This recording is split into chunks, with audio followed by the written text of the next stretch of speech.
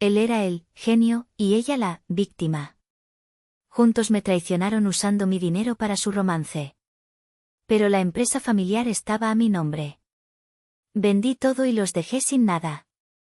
El zumbido del aire acondicionado era un mantra monótono en la catedral de silencio que era mi oficina a las 11:15 de un viernes por la noche. Monterrey, allá abajo, era un tapiz de luces parpadeantes, una bestia vibrante de vida y promesas que se sentía a 1.000.000 de kilómetros de mi torre de cristal y acero. Para el resto de la ciudad, el fin de semana ya había comenzado. Para mí, este era mi santuario, el único lugar donde el caos del mundo se sometía a la lógica implacable de las hojas de cálculo. Lázaro, mi esposo, se burlaba de esto con cariño. Mi adorable reina de los números, me llamaba, siempre construyendo el castillo mientras yo solo dibujo los planos. Y yo sonreía, porque en el fondo sabía que era verdad. Él era el poeta del concreto, el visionario. Yo era la ingeniera de su visión, la que convertía sus sueños etéreos en una realidad rentable y sólida. Mis dedos se deslizaban por el teclado con una eficiencia practicada, mis ojos escaneando columnas de cifras que para mí tenían más sentido que cualquier poema. El trimestre había sido bueno. Excepcional, de hecho. Un nuevo contrato con un desarrollador hotelero en la Riviera Maya nos había catapultado a otra liga. Orgullo.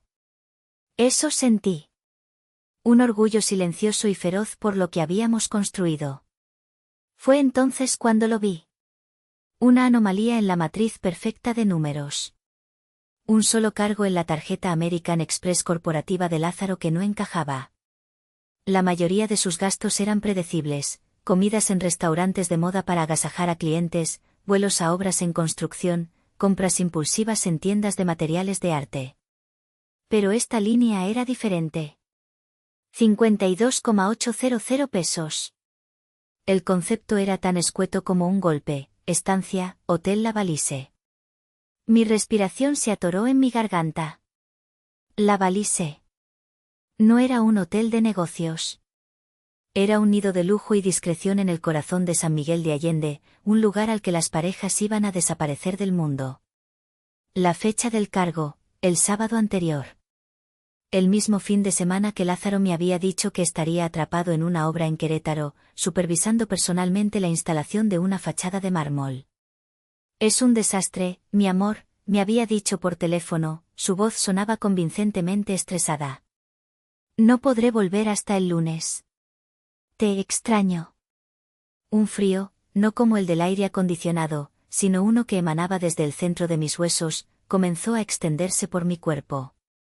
No saques conclusiones, me ordenó la parte lógica de mi cerebro, la directora financiera. Tiene que haber una explicación. Me aferré a esa idea como un náufrago a una tabla. Quizás invitó al cliente de Querétaro. Un gesto de buena voluntad para cerrar el trato.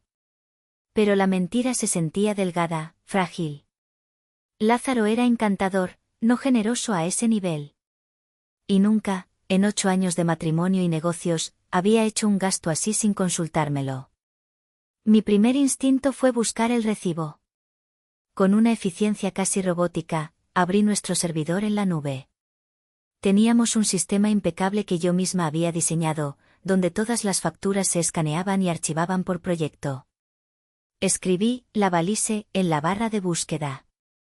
0 resultados. Mi corazón comenzó a latir con una fuerza sorda y pesada. Escribí Querétaro. Aparecieron facturas de gasolina y una comida en un restaurante modesto. Nada más. El pánico comenzó a filtrarse por las grietas de mi compostura. Abrí la aplicación de rastreo GPS de los vehículos de la empresa. El sistema mostraba que el coche que Lázaro había usado ese fin de semana nunca había estado en Querétaro. Su ruta había sido una línea directa de Monterrey a San Miguel de Allende, donde había permanecido estacionado durante 48 horas. La habitación pareció encogerse. El aire se volvió denso, difícil de respirar. La verdad estaba ahí, acechando, una bestia paciente esperando a que yo tuviera el coraje de mirarla a los ojos. Desesperada, volví al servidor. Tal vez había guardado algo en una carpeta equivocada. Navegué por los directorios sincronizados desde su teléfono, un desorden de archivos que yo solía organizar por él. Y entonces, mi mirada se congeló. Entre renders proyecto cumbres y planos estructurales, había una carpeta que no pertenecía. No tenía un nombre de proyecto. No tenía un número de cliente. Su nombre era un susurro íntimo y doloroso, mi musa. Hice clic. Mi mano se movió por voluntad propia, un autómata ejecutando una orden fatal. El mundo se detuvo. El zumbido del aire acondicionado, el latido de mi corazón, el pulso de la ciudad allá abajo, todo se desvaneció. Solo existía la luz de la pantalla y el abismo que se abría bajo mis pies. No eran planos. No eran bocetos. Eran fotografías. Docenas de ellas, organizadas con un cuidado que Lázaro nunca dedicaba a su trabajo. La primera era de mi hermana. Noemí. Recostada contra un cabecero de lino blanco, con el sol del atardecer entrando por un balcón francés, creando un halo dorado alrededor de su cabello suelto. Sostenía una copa de champaña y me sonreía directamente a mí, a la cámara, con una complicidad triunfante. Llevaba puesta una de las camisas de Lázaro, una de mis favoritas, desabrochada lo suficiente para insinuar, para provocar. Pasé a la siguiente foto, y luego a la siguiente. Mis dedos se movían, pero mi mente se negaba a procesar la escala de la traición. Lázaro y Noemí besándose en el balcón, con la icónica parroquia de San Miguel de fondo, una postal cliché de un amor que no era el nuestro. Ellos dos, riendo en un jacuzzi de piedra, el vapor empañando la lente, sus cuerpos entrelazados. Una foto artística de sus manos sobre la mesa, la de él cubriendo la de ella, junto a una botella de vino que reconocí, la misma cosecha que habíamos bebido en nuestro último aniversario. Cada imagen era un martillazo en los cimientos de mi vida. No era solo infidelidad. Era un acto de profanación. Habían tomado los símbolos de nuestra vida, de nuestro amor, y los habían retorcido, manchado, convirtiéndolos en el escenario de su sórdido romance. Mi esposo. Y mi hermana. La niña a la que le leía cuentos por la noche, la adolescente a la que cubrí en sus primeras fiestas, la joven artista a la que apoyé económicamente cuando nuestros padres decían que se moriría de hambre. No hubo un grito. No hubo un sollozo. Solo un silencio profundo, abrumador. Sentí como si el alma se me hubiera desprendido del cuerpo, y yo fuera una espectadora flotando en la esquina de la habitación, observando a una mujer derrumbarse sin hacer un solo ruido. La arquitecta de su propio engaño había sido yo, al creer ciegamente en los planos defectuosos de un amor que resultó ser una fachada. El amanecer encontró mis ojos secos y ardientes, fijos en la pantalla ahora oscura. No había dormido. Había pasado la noche viajando por los pasillos de mi memoria, visitando cada sala de un museo que no sabía que existía, el museo de mis propias heridas. Cada recuerdo, antes cubierto por el velo del amor y la negación, ahora brillaba bajo la luz cruda y despiadada de la traición. La primera pieza de la exposición estaba enmarcada en caoba y olía a café cargado, la notaría de mi tío Silvestre, 8 años atrás. Recuerdo el peso del aire, la solemnidad del momento. Yo, a mis 26, vibraba con una mezcla de terror y euforia. Lázaro, a sus 29, rebosaba un carisma que parecía capaz de doblegar al mundo. Tío Silvestre, con sus gafas de concha y su perpetuo ceño de escepticismo, nos miró a ambos. Coralia, dijo, su voz era grave, como el roble de su escritorio. Entiendo el entusiasmo. Pero el entusiasmo no paga las facturas. Se dirigió a Lázaro. Y tú, muchacho, tienes el toque de Midas al revés. Todo lo que tocas financieramente se convierte en deuda. Lázaro soltó una carcajada encantadora. Para eso está mi Coralia, Silvestre. Ella es mi Midas. La respuesta era tan suave, tan halagadora, que casi me hizo sonrojar. Pero mi tío no se inmutó. Precisamente. Por eso, el acta constitutiva se redactará de esta manera: Sociedad Anónima Unipersonal. Coralia Rodríguez, socia única, propietaria del 100% del capital social. Es la única manera, hija, de que este barco no se hunda antes de zarpar por culpa de las tormentas que este capitán ya dejó en su estela. No hay problema, exclamó Lázaro, pasándome un brazo por los hombros. Es un simple formalismo. Un detalle técnico para los bancos. Lo que construyamos, Coralia, es nuestro. Mitad y mitad. Palabra de honor. Y yo, embriagada de amor y de futuro, le creí. Guardé ese documento en el fondo de un archivo, un detalle técnico, que se convirtió en la piedra angular olvidada de mi venganza. La siguiente sala de mi museo era un espacio lleno de luz, impregnado del fantasma de un olor a trementina y óleo. Mi antiguo estudio de pintura. Después de la universidad, antes de que Lázaro Obras y Diseño consumiera mi existencia, yo era pintora. Mis lienzos eran mi lenguaje, mi forma de entender el mundo. Recuerdo un atardecer, estaba trabajando en un tríptico, un paisaje abstracto de la Sierra Madre. Lázaro entró, oliendo a planos y a café. Se quedó mirando mi obra. Es bonito, mi amor, dijo. Pero, ¿no crees que tu talento para la estrategia y los números es más útil ahora mismo? El contrato con los Garza pende de un hilo. Necesito tu cabeza, no tus manos. No lo dijo con malicia. Lo dijo con la lógica pragmática del hombre que ve el mundo como una serie de problemas a resolver. Y yo, la solucionadora, la eterna reparadora, estuve de acuerdo. Esa noche, no volví a tocar el pincel. Unas semanas después, empaqué mis materiales y los almacené en el sótano. Solo hasta que nos estabilicemos, me prometí. Una mentira piadosa que se convirtió en una renuncia silenciosa. Añadí una nueva adquisición a la colección esa noche, una que había intentado olvidar. La crisis de 2019. Lázaro se había obsesionado con un diseño vanguardista para un edificio de oficinas, utilizando un polímero importado carísimo. El cliente se retiró a mitad de la construcción. Nos quedamos con una estructura a medio terminar y una deuda con el proveedor que amenazaba con llevarnos a la bancarrota. Lázaro se desmoronó. Se encerró en su estudio, demasiado bloqueado creativamente para lidiar con números. Durante un mes, yo no dormí. Me reuní con banqueros, renegocié con el proveedor, encontré un nuevo cliente al que le vendí una versión modificada y más barata del proyecto. Trabajé 20 horas al día. Salvé la empresa. Sola. Cuando todo terminó, Lázaro salió de su cueva, me dio un beso en la frente y dijo, sabía que lo lograríamos, mi amor. Somos un gran equipo. Nunca reconoció que el equipo, en esa ocasión, había sido solo yo. La última pieza, la más brillante y dolorosa, era la medalla dorada del premio de arquitectura. Reviví la escena en mi cabeza. El aplauso. La luz cegadora. Su discurso. No solo fue la omisión de mi nombre en los créditos de nuestro éxito.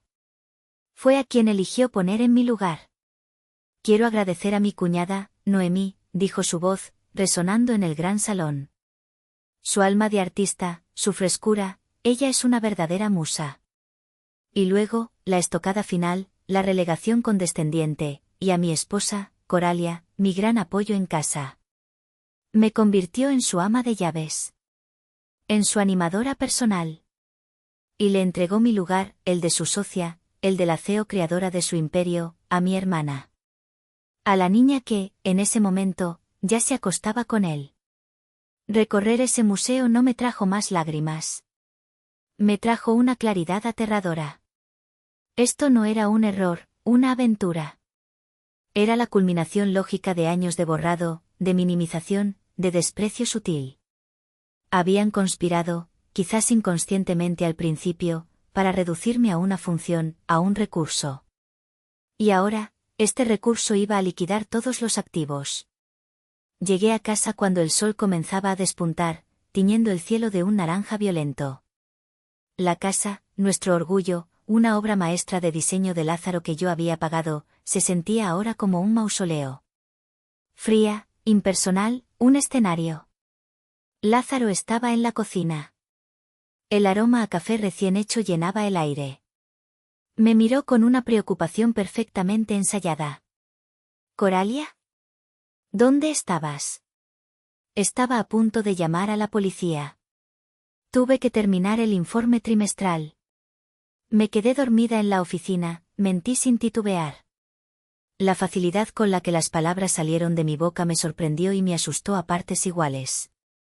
Tienes que cuidarte más, mi vida, dijo, acercándose.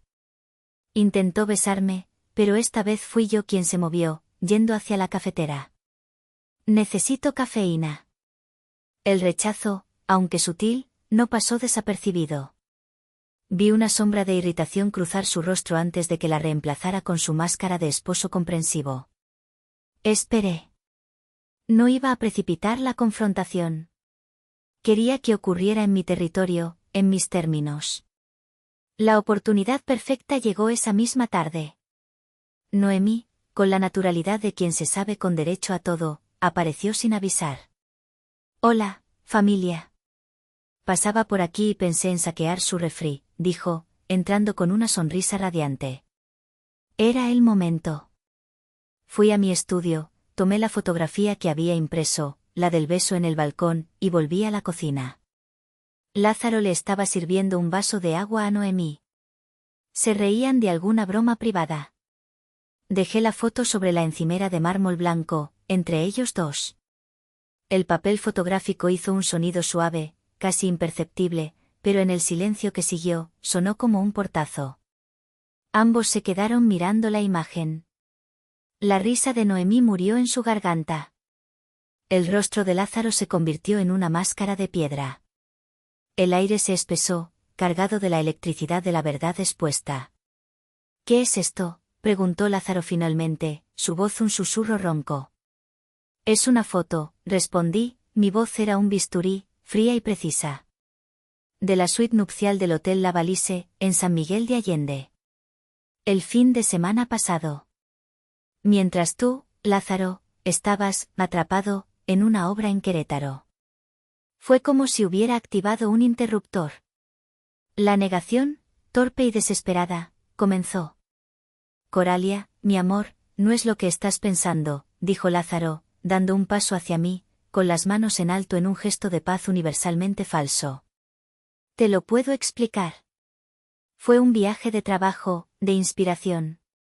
La arquitectura de San Miguel, y Noemí vino conmigo para darme una perspectiva fresca. Ella tiene un ojo increíble para el interiorismo, estoy tratando de animarla a que se una a la empresa. ¿Una perspectiva fresca?, repetí, arqueando una ceja. ¿En un jacuzzi? ¿Besándote? ¿Es esa la nueva política de recursos humanos? Fue entonces cuando Noemí encontró su voz, y con ella, su papel de víctima. Sus ojos, grandes y marrones como los de un ciervo asustado, se llenaron de lágrimas. Hermana, ¿cómo puedes ser tan cruel?, sollozó, su labio inferior temblando. Sabes lo mucho que admiro a Lázaro. Es mi mentor. Tú siempre has estado celosa de nuestra conexión. Desde que éramos niñas, cualquier amigo que yo tenía, tú querías robármelo. La audacia de su mentira, la forma en que retorcía la realidad para convertirme en la villana de su melodrama, era casi admirable en su descaro. Me quedé sin palabras, no por el dolor, sino por el puro asombro. Voy a llamar a mamá y a papá, gimoteó, sacando su teléfono. Ellos no dejarán que me trates así.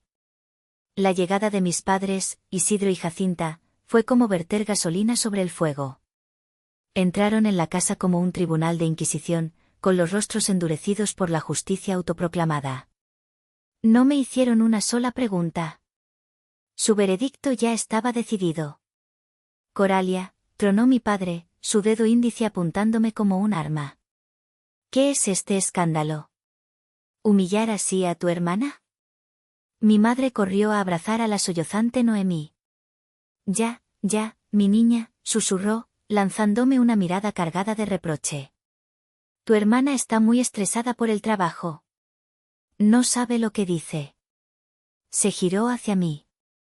Coralia, mírala. Estás destrozando a tu hermana. ¿Vale la pena todo este drama por una tontería, una simple foto? ¿Una tontería? Mi voz finalmente se quebró, pero no por la tristeza, sino por una ira incandescente. ¿Se están escuchando? Tu hija se acostó con mi esposo. No uses ese lenguaje, espetó mi padre. Lázaro es un buen hombre. Si hubo un malentendido, seguro que tiene una explicación. Pero tu obligación, como hermana mayor y como esposa, es mantener la paz en esta familia. Y entonces, llegó la frase que selló sus destinos. La frase que pulverizó el último átomo de amor filial que me quedaba. Ahora mismo, dijo mi padre, su voz no admitía réplica, vas a pedirle una disculpa a tu hermana. Y a tu esposo. Y vamos a olvidar que este desagradable incidente ocurrió. Los miré a los cuatro. A mi esposo, el traidor. A mi hermana, la usurpadora. A mi padre, el tirano. Y a mi madre, la cómplice silenciosa. Formaban un frente unido, una falange impenetrable de negación y conveniencia. Me estaban pidiendo que me tragara el veneno para que ellos pudieran seguir disfrutando del banquete. Y en ese preciso instante, una decisión se tomó en las profundidades de mi ser. No fue una elección racional. Fue un instinto de supervivencia. Si ellos eran una falange, yo me convertiría en un ejército. El cambio en mí fue tan repentino y total que los descolocó. La ira se desvaneció de mi rostro, reemplazada por una máscara de agotamiento y sumisión. Dejé caer los hombros. Suspiré, un sonido largo y tembloroso. Tienen razón, dije, mi voz apenas un susurro. La rendición sonaba tan genuina que por un instante una parte de mí se preguntó si no estaría actuando en exceso. Estoy agotada. He estado bajo mucha presión. Vi la foto y, mi imaginación voló. Caminé lentamente hacia Noemí, que todavía se escondía detrás de mi madre. Puse mis manos sobre sus brazos. Estaba tensa como un alambre. Perdóname, hermanita. Por favor. No debí acusarte. Fui una tonta. Luego, me giré hacia Lázaro, el más difícil de todos. Lo miré a los ojos. Y a ti, mi amor, perdóname por dudar de tu integridad. Sé que solo intentabas ayudarla. El alivio colectivo en la habitación fue casi cómico. Se deshicieron en sonrisas y palmaditas en la espalda. Sabíamos que entrarías en razón, dijo mi padre, satisfecho. Eres una buena chica, Coralia. Lázaro me abrazó, un abrazo que se sentía como el de una serpiente. Todo está olvidado, mi vida, susurró en mi oído. Somos tú y yo contra el mundo. No, pensé, mientras le devolvía el abrazo. Somos tú y yo en bandos opuestos de una guerra que ni siquiera sabes que ha empezado. Esa noche, fingí dormir profundamente. Escuché la respiración acompasada de Lázaro a mi lado y esperé. A las 2 de la mañana, cuando la casa estaba sumida en el silencio de los justos, me levanté. En mi estudio, con la única luz de la pantalla de mi portátil, comenzó la verdadera arquitectura. La primera llamada fue a mi tío Silvestre. No necesité darle el contexto. Supe que mi madre ya lo habría llamado para contarle, con su propia versión edulcorada, el berrinche de su hija mayor. Tío, dije, sin preámbulos. Coralia, respondió, su voz sonaba despierta y alerta. ¿Ya estás lista para hablar de negocios o seguimos en el melodrama familiar? Su pragmatismo era un bálsamo. Estoy lista para redactar los términos de una rendición incondicional. La suya. Le expuse mi plan. No el de la venta, no el de la destrucción. Uno mucho más refinado. Una obra de ingeniería legal y emocional diseñada no solo para castigar, sino para redefinir el concepto de victoria. La venganza es un plato que se sirve frío, Coralia, dijo mi tío después de escucharme atentamente. Pero lo que tú propones no es un plato. Es un banquete de hielo. Me gusta. Es poético, es brutal y, lo más importante, es a prueba de balas legalmente. Durante las siguientes 2 horas, él y yo trazamos el mapa de batalla en una videoconferencia encriptada. Él, desde su despacho lleno de libros de leyes, yo, desde el corazón del territorio enemigo. La fase 1, el farol Aguilar, sería la distracción perfecta. Haría que Lázaro y Noemí se enfocaran en un premio gordo e ilusorio, cegándolos con su propia codicia. La fase 2, el protocolo Vanguardia, era el verdadero corazón de la operación. Mi tío se encargaría de la estructura legal del management buyout. Yo me encargaría del factor humano, la parte más delicada. Al día siguiente, contacté a Maricela, mi leal y brillante contadora. La cité en una pequeña cafetería en Apodaca, lejos de las zonas que solíamos frecuentar. Cuando llegué, ella ya estaba allí, con una expresión de preocupación en su rostro. Señora Coralia, ¿está todo bien? La noté muy extraña ayer en la oficina. Su genuina preocupación casi me hace flaquear. Le conté una versión cuidadosamente calibrada de la historia. Lázaro y yo estamos pasando por una crisis muy seria, Maricela. Es probable que nos divorciemos. Y para evitar que la empresa sea descuartizada en una batalla legal, estoy considerando la oferta de venta de Consorcio Aguilar.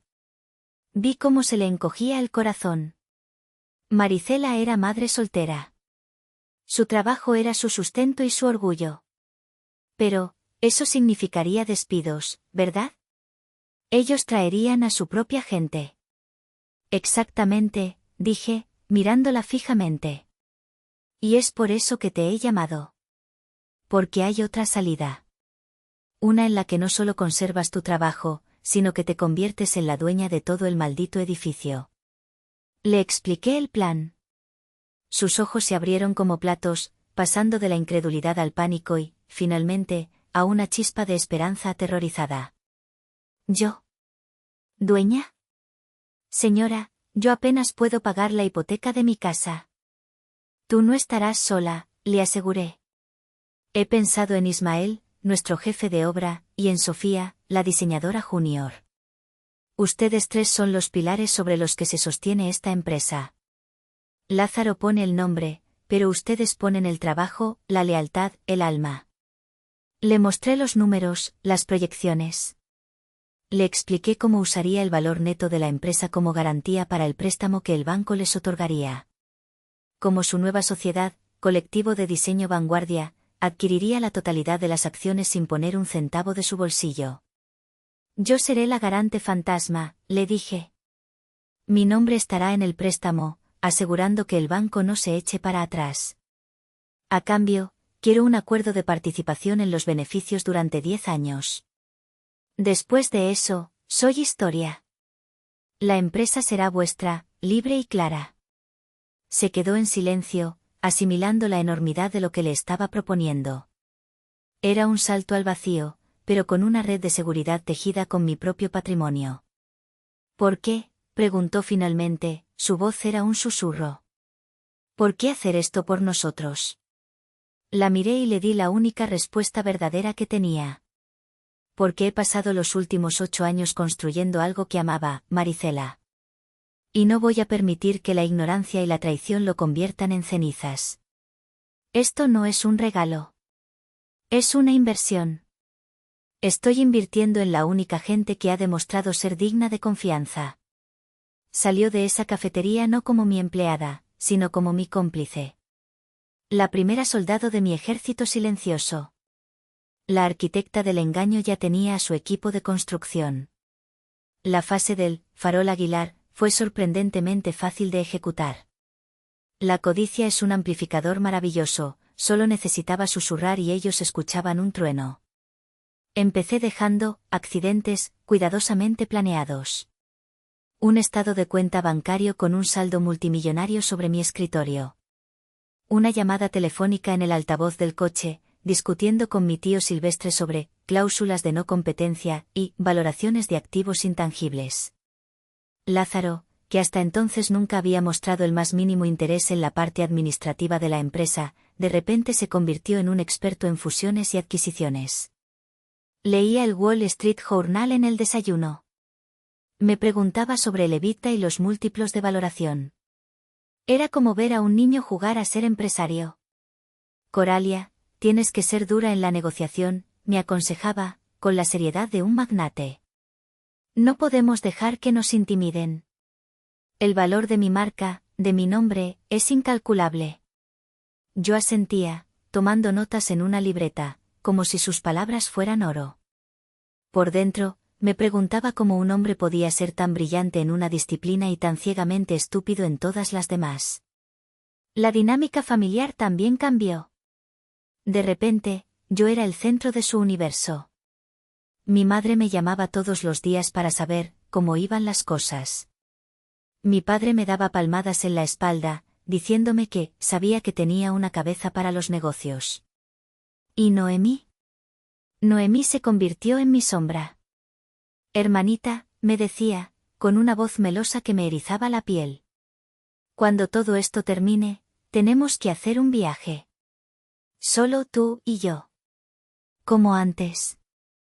Me mostraba catálogos de yates en su teléfono, soñando un poco. Una tarde, mientras estábamos en un centro comercial, se detuvo frente a una joyería. Mira qué bonito, dijo, señalando un collar de diamantes. Quizás con una pequeña parte de las ganancias, como un regalo de celebración para tu hermana favorita. Su descaro era ilimitado. Una noche, la situación alcanzó un nuevo nivel de surrealismo. Lázaro organizó una cena en casa. Él y Noemí cocinaron juntos. Se movían por la cocina con una familiaridad que me revolvía el estómago. Abrieron una botella de vino caro. Durante la cena, empezaron a planificar su futuro delante de mí, como si yo fuera una simple espectadora. Con mi parte, fundaré mi propio estudio, decía Lázaro. Algo más exclusivo, más artístico. Lázaro Black. ¿Qué te parece, Noemí? Me encanta, respondía ella. Y yo podría abrir mi propia galería de arte. Podríamos ser socios. Los hermanos del arte y el diseño. Escuché su conversación, el cuchillo y el tenedor firmes en mis manos. Estaban repartiéndose un botín que no existía, dibujando mapas de un tesoro fantasma. Y en su delirio, revelaron su verdadera naturaleza. No solo me habían traicionado, sino que ya me habían reemplazado, borrado de su futuro.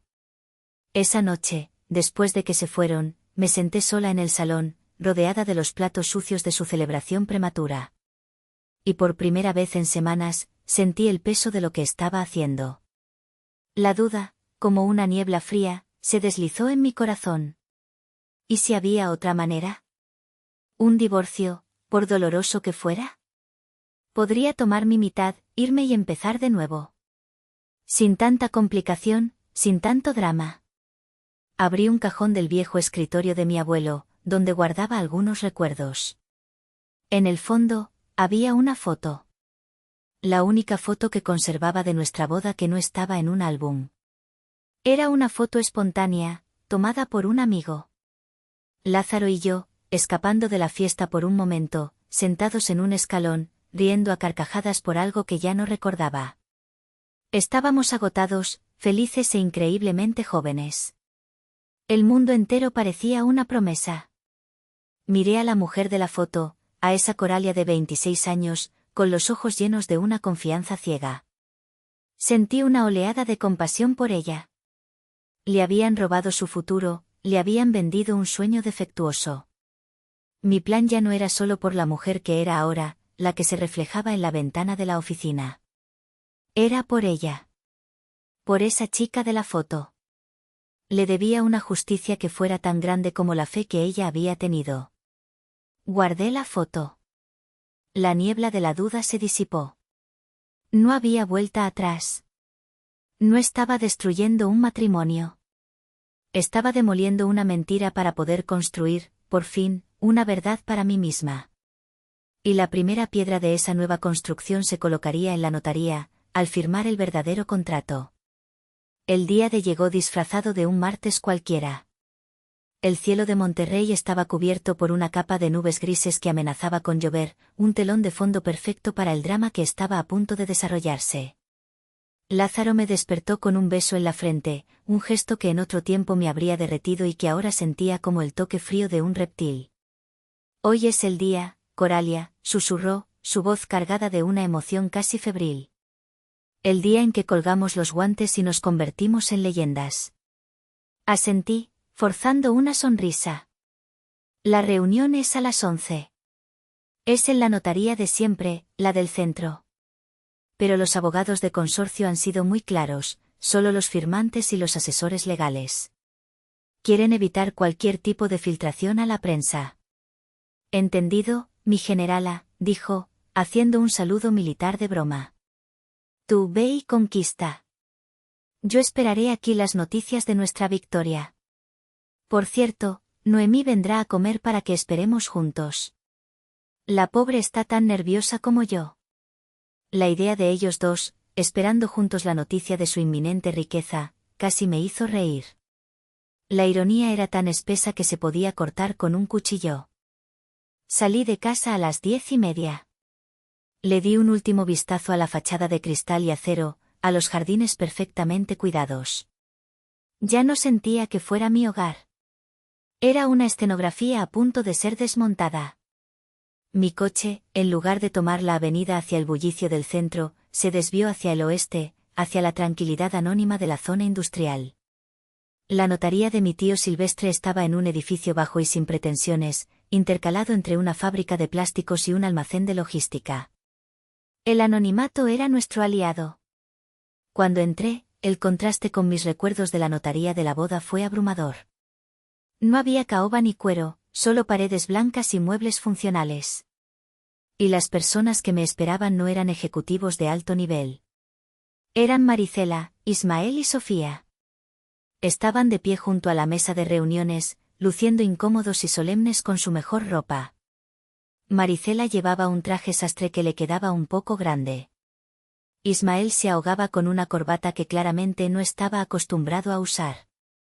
Y Sofía, la joven y talentosa Sofía, me miraba con una mezcla de pánico y devoción que me encogió el alma.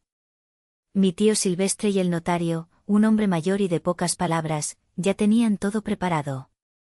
La mesa de reuniones estaba cubierta por una cordillera de documentos, cada uno con pequeñas pestañas de colores indicando dónde debíamos firmar. ¿Están listos para hacer historia?, preguntó mi tío, su tono era ligero, pero sus ojos eran serios. Los tres asintieron, un movimiento casi imperceptible. El proceso comenzó. El notario leía en voz alta párrafos enteros de jerga legal que hablaban de apalancamiento, de garantías, de cláusulas de incumplimiento. Firmé primero, como garante. Cada trazo de mi pluma era un paso más hacia el abismo, un riesgo calculado que apostaba todo mi futuro a la integridad de las tres personas sentadas frente a mí. Luego firmaron ellos, uno por uno, sus manos temblorosas dejando firmas que cambiarían sus vidas para siempre. Finalmente, el notario deslizó sobre la mesa el último documento, el más importante. El contrato de cesión y transferencia del 100% de las acciones de Lázaro Obras y Diseño, S.A., a la recién formada Colectivo de Diseño Vanguardia, S.A.D.C.B. Tomé la pluma. La sentí pesada en mi mano. Era el arma y el bisturí. El punto final y el comienzo de todo. Miré a Maricela, a Ismael, a Sofía. Vi el miedo en sus ojos, pero también vi determinación. Vi lealtad. Vi futuro. Mi firma fluyó sobre el papel, elegante y definitiva. En ese instante, Lázaro Obregón fue legalmente despojado de la empresa que llevaba su nombre. Se convirtió en un simple fantasma, en el eco de una marca que ya no le pertenecía. Un silencio solemne llenó la sala cuando el notario estampó su sello final. Estaba hecho.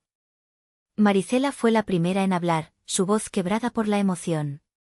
Coralia, no tenemos palabras para agradecerte esto. Te juramos que no te vamos a fallar.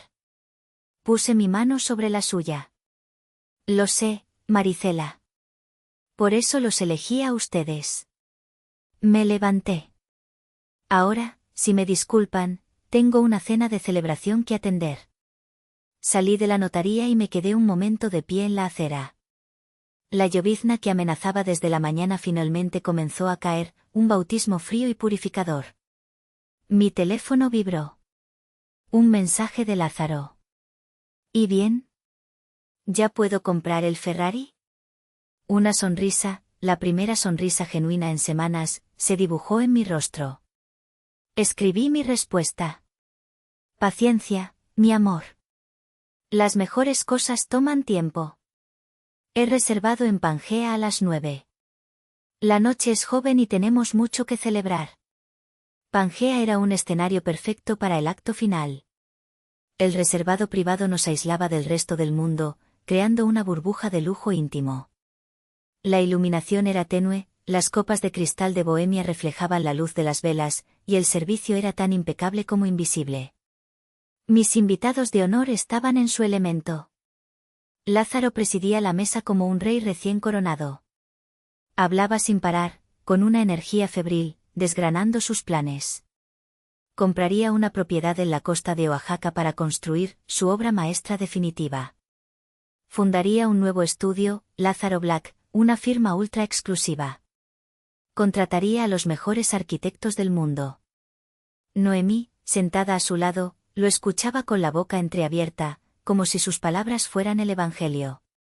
De vez en cuando, ella añadía sus propios sueños al tapiz de su delirio, una galería de arte en la colonia Roma, un mecenazgo para artistas emergentes. Mis padres, Isidro y Jacinta, los miraban con un orgullo que rayaba en la devoción. Su brillante yerno y su delicada hija, la pareja de poder destinada a la grandeza. Yo permanecí en un segundo plano, una observadora silenciosa. Comí mi filete, bebí mi copa de Nebbiolo, y dejé que su fantasía creciera, que se inflara como un globo. Les hice preguntas, animé su conversación, actuando como la esposa y hermana orgullosa. Cada palabra de apoyo que salía de mi boca era una palada más de tierra sobre la tumba de su futuro. Bueno, Coralia, ya basta de suspenso, dijo mi padre después del plato principal, limpiándose la boca con una servilleta de lino. Has estado muy callada. Dinos la cifra. Queremos brindar por el número que nos ha cambiado la vida. Todos se giraron hacia mí, sus rostros iluminados por la expectación.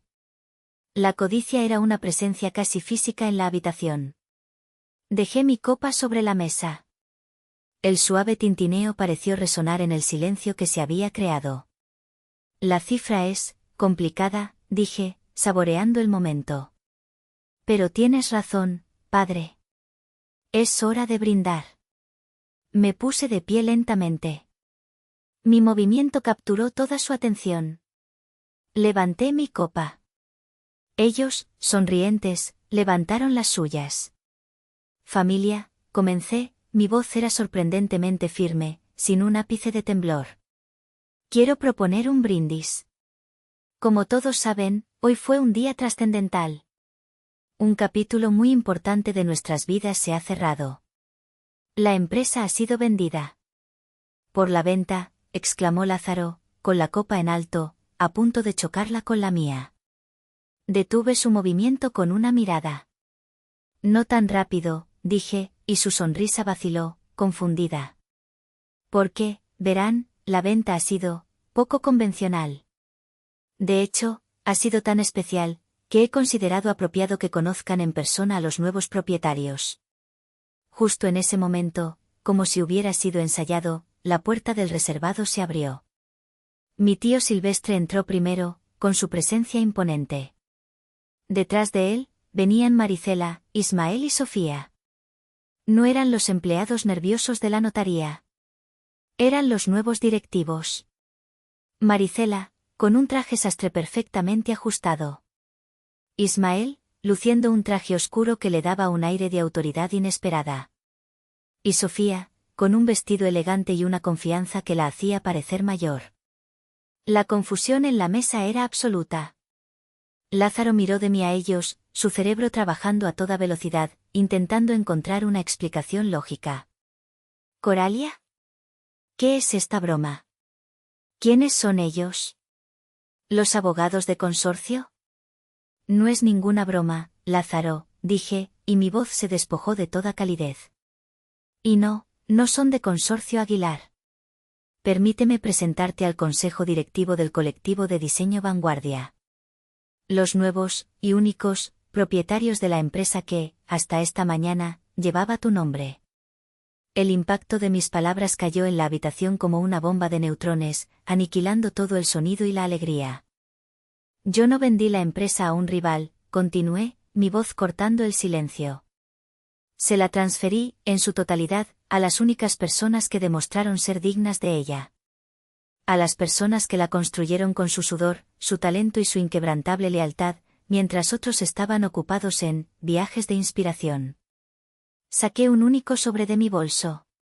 No era grueso. No contenía un cheque multimillonario. Lo deslicé por la pulida madera de la mesa hasta que se detuvo justo frente al plato de Lázaro. Esto es para ti, dije. Sus manos temblaban mientras lo abría. Dentro, solo había 2 hojas. La primera, una copia simple de la nueva acta de accionistas, donde los nombres de Maricela, Ismael y Sofía brillaban en negrita. La segunda, una carta formal, impresa en el nuevo papel membretado de Colectivo de Diseño Vanguardia. Era la terminación de su contrato como director creativo, con efecto inmediato, por reestructuración corporativa. Llevaba la firma clara y decidida de la nueva directora general, Maricela Fuentes. El rostro de Lázaro pasó del blanco al gris. Abrió la boca para hablar, pero solo emitió un sonido ahogado. Noemí fue la que encontró las palabras. No. No puedes hacer esto. Es su empresa. Lleva su nombre, gritó, su voz se rompió en un chillido agudo. Te equivocas, hermanita, la corregí, con una calma que la desarmó. Nunca lo fue. Revisa los archivos de tío Silvestre. El simple formalismo resultó no ser tan simple, después de todo. El caos se desató. Mi padre se levantó de golpe, su rostro congestionado por la rabia. Eres un monstruo, Coralia. Una víbora traicionera. Has destruido a esta familia. Mi madre, fiel a su papel, se deshizo en un llanto histérico. Después de todo lo que hemos hecho por ti. Malagradecida. Me quedé impasible ante su tormenta. Sus palabras ya no tenían poder sobre mí. Me dirigí a los nuevos dueños, que observaban la escena con una mezcla de horror y validación. Maricela, Ismael, Sofía. Les deseo todo el éxito del mundo. Sé que llevarán la empresa a nuevas alturas. Luego, me giré por última vez hacia mi familia. O, más bien, hacia las personas con las que compartía lazos de sangre. Disfruten la cena, dije, mi voz era suave de nuevo, pero ahora tenía el filo del acero. Está pagada. Considérenla mi liquidación. Fue el último gasto de la empresa bajo mi administración. Tomé mi bolso, me di la vuelta y caminé hacia la puerta sin prisa. No miré atrás. No necesitaba hacerlo. Podía sentir el peso de su odio, de su incredulidad, de su ruina. Pero por primera vez, ese peso no me aplastaba. Me impulsaba hacia adelante. Salí del restaurante y me adentré en la noche lluviosa de Monterrey, no como una fugitiva, sino como una mujer que, finalmente, había reclamado su propio nombre. 6 meses después. El sol de Oaxaca es diferente. Es más cálido, más amable. Cae a través de las ventanas de mi estudio, iluminando las partículas de polvo que danzan en el aire. El olor a pintura al óleo y a tierra mojada es la banda sonora de mi nueva vida. Frente a mí, un lienzo enorme, el primero en casi una década, está a punto de ser terminado. Es un paisaje abstracto, lleno de colores violentos y trazos de una calma recién descubierta. Es un autorretrato de mi alma. Mi teléfono vibra sobre una mesa de madera rústica. Es un mensaje de Maricela. Adjunta una foto del equipo celebrando la obtención de un gran proyecto para construir un centro cultural. Sus rostros irradian una alegría genuina y trabajada. Debajo de la foto, un escueto informe, ganancias del trimestre, más 25% sobre lo proyectado. Gracias, jefa. Sonrío. Guardo el teléfono. Mi antigua familia todavía intenta contactarme a través de parientes lejanos. Me llaman destructora, ladrona, dicen que les robé su futuro. Quizás, tienen razón. Pero mientras limpio mis pinceles, mirando las montañas verdes que se extienden hasta donde alcanza la vista, pienso que no les robé nada. Simplemente puse el legado que yo construí con mis propias manos en el lugar correcto, en lugar de dejar que se hundiera en el pantano de su egoísmo. La verdadera justicia, he aprendido, no siempre consiste en destruir. A veces, consiste en preservar lo que realmente vale la pena, y dejar que lo podrido se consuma por sí solo. ¿Ustedes qué hubieran hecho en mi lugar?